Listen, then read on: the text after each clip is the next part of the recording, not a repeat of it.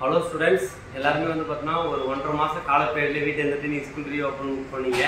So இந்த first நாள் உங்களுக்கு எப்படி இருந்துச்சுன்றதை கீழ கமெண்ட்ல தெரிவிங்க. சோ வந்து பார்த்தீங்கன்னா வீட்ல இருந்துட்டு ஸ்கூல் போகும்போது கொஞ்சம் கசப்பா தான் இருக்கும். ஒரு சில மாணவர்கள் ஃப்ரெண்ட்ஸை பார்க்க போறதுனால கொஞ்சம் ஜாலியா இருக்கும்.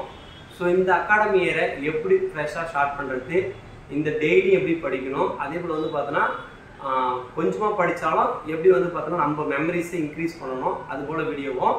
ஸோ உங்களுக்கு 12க்கு முக்கியமானது என்னன்னு சொல்லிட்டு இந்த வீடியோ நான் சொல்ல போகிறேன்.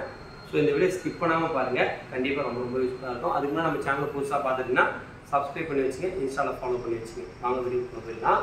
ஸோ இந்த இயரை வந்து பார்த்தீங்கன்னா நீங்கள் ஸ்டார்ட் பண்ணுறது 12th ஸ்டூடெண்ட் 11th 12th போகிறீங்கன்னா உங்களுக்கு எது இம்பார்ட்டன்ட் பார்த்தீங்கன்னா கட் ஆஃப் இம்பார்ட்டனா டோட்டல் மார்க்ஸ் இம்பார்ட்டனான்னு கேட்டிங்கன்னா நீங்கள் வந்து பார்த்தீங்கன்னா இப்போவே பிளான் பண்ணிக்கிங்க. இன்ஜினியரிங் தான் படிக்க போகிறோன்னு நினைக்கிற மாணவர்களுக்கு கட் ஆஃப் தான் அங்கே இம்பார்ட்டன்ட், ஓகேங்களா?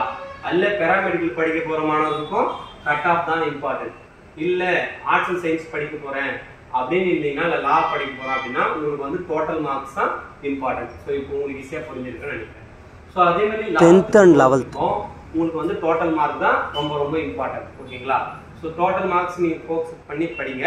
அதே போல் நம்ம ரெகுலராக போடுற வீடியோ ஃபாலோ பண்ணுங்க. ஸோ அப்புறம் வந்து பார்த்தீங்கன்னா மெயினாக அந்த 12th ஸ்டாண்டர்ட் சொல்லிடுறேன். இன்ஜினியரிங் படிக்க போகிற மாணவர்களாக இருந்தீங்கன்னா மேக்ஸ், ஃபிசிக்ஸ், கெமிஸ்ட்ரி ஃபோக்கஸ் டெய்லியும் பாருங்கள். ஏன்னா முன்னாள் மாணவர்கள்ட்ட போய் கேளுங்க, இன்னும் டிஎன்ஏ கவுன்சிலிங் அப்ளை பண்ணி வச்சிருப்பானுங்க. 27th ரேங்க் லிஸ்ட் வருது. அதுக்கப்புறம் தான் அவனுக்கு என்னென்ன காலேஜ் கிடைக்கின்றதே அவன் வந்து பார்த்தீங்கன்னா தேடி சர்ச் பண்ணணும். ஸோ அதுக்கான வீடியோ நம்ம போட்டுட்ருக்கோம். ஆனால் இந்த இயர் ஸ்டார்ட் பண்ணுற அகாடமியில் ஸ்டார்ட் பண்ணுற இன்ஜினியரிங் படிக்க போகிற மாணவர்கள் இருந்தால் அந்த மாணவர்கிட்ட கேட்டு தெரிஞ்சுங்க மேக்ஸ், ஃபிசிக்ஸ், கெமிஸ்ட்ரி எவ்வளோ இம்பார்ட்டன்ட் சொல்லிட்டு. ஸோ அதுக்கப்புறம் வந்து பார்த்தீங்கன்னா நீங்கள் இது மெடிக்கல் துறையை சார்ந்து படிக்க போகிறீங்கன்னா பயாலஜி, ஓகேங்களா? பியூர் சயின்ஸ் பண்ணாங்கன்னா ஜுவாலஜி பேப்பர் இம்பார்ட்டன்ட். இதுவே நீங்கள் ஹிஸ்ட்ரி குரூப் ஆர்ட்ஸ் குரூப் பார்த்தீங்கன்னா அக்கௌண்டன்சி, எக்கனாமிக்ஸ், காமர்ஸ், அப்புறம் வந்து பார்த்தீங்கன்னா கம்ப்யூட்டர் அப்ளிகேஷன். ஸோ இந்த பேப்பர் எல்லாமே ரொம்ப இம்பார்ட்டன்ட். இதுவே 10th 11th 12th ஸ்டூடெண்ட் இருந்தீங்கன்னா 10th 11th இருந்தீங்கன்னா நீங்கள் டெய்லியும் ரெகுலராக படிங்க. ஃபஸ்ட்டு உங்களுக்குன்னு ஒரு கோலை செட் பண்ணிக்கங்க, ஓகேங்களா? அந்த கோலில் என்ன மார்க் எடுக்கணும்னு வந்து பார்த்தீங்கன்னா உங்களை நீங்கள் ஃபிக்ஸ் பண்ணிட்டு படிக்க ஆரம்பிங்க. ஸோ அதுக்கான ஒரு ப்ராப்பராக ஒரு விஷயத்தை மட்டும் சொல்கிறேன். நீங்கள் வந்து பார்த்தீங்கன்னா டெய்லியும் ஸ்டடி பிளான் போடுங்க, ஓகேங்களா? டெய்லியும் ஸ்டடி பிளான் ஒன்றுமே இல்லை. டெய்லியும் ஒரு டீச்சர்ஸ் கிளாஸ் இருப்பாங்க பார்த்தீங்களா, அதை ஃபோக்கஸ் பண்ணி நீங்கள் படித்தாலே போதும். அதை மட்டும் படிங்க. அதுக்கப்புறம் நம்ம ரெகுலராக போடுற வீடியோவை பார்த்துட்டே வாங்க. ரெண்டாவது செல்ஃப் நோட்ஸ். கிளாஸ் எடுக்கும் போது டீச்சர்ஸ் கிளாஸ் எடுப்பாங்க பார்த்தீங்களா, அப்போது நீங்கள் செல்ஃப் நோட்ஸ் எடுத்து தான் ஆகணும், ஓகேங்களா? உங்களுக்கு எப்படி புரியுதோ அது போல் ஒரு நோட்டில் எழுதிட்டே வாங்க. மேக்ஸ் எங்கெல்லாம் புரியுதோ அந்த ஸ்டெப்லாம் வந்து பார்த்தீங்கன்னா இது டவுட் இருந்தால் அதை திரும்ப போட்டு பாருங்கள். அதுக்கப்புறம் வந்து பார்த்தீங்கன்னா உங்களால் முடியும்னு பாசிட்டிவ் மைண்ட் செட் எப்போவுமே இருக்கணும். இன்றைக்கி இந்த சப்ஜெக்டை முடிக்கணும், இந்த யூனிட்டை முடிக்கணும்னு நினச்சிங்கன்னா கம்பல்சரி அதை முடிக்க ட்ரை பண்ணுங்கள். பாசிட்டிவான எண்ணத்தை மட்டும் வச்சுங்க. அப்புறம் வந்து பார்த்தீங்கன்னா ஃபோக்கஸ்ட் வந்து பார்த்தீங்கன்னா உங்களுக்கு ரெகுலராக வந்து பார்த்தீங்கன்னா நீங்கள் ஃபஸ்ட் எடுத்துமே அதான் சொன்னால் பார்த்தீங்கன்னா இன்ஜினியரிங் படிக்க போகிறீங்களா இல்லை மெடிக்கல் துறையை சார்ந்து படிக்க போகிறீங்களான்றத ஃபோக்கஸ்ட் பிஃபோரே உங்களுக்கு வந்து பார்த்தீங்கன்னா அந்த கட் ஆஃப் மார்க்ஸ் சப்ஜெக்டை ஃபோக்கஸ்ட் பண்ணி படிங்க. அப்புறம் வீக்லி நம்ம டெஸ்ட் வைப்போம். ஸோ அதை நீங்கள் ஃபாலோ பண்ணுங்கள். நீங்கள் வீக்லி வந்து பார்த்தீங்கன்னா டெஸ்ட்டு நீங்கள் எழுதி பாருங்கள்.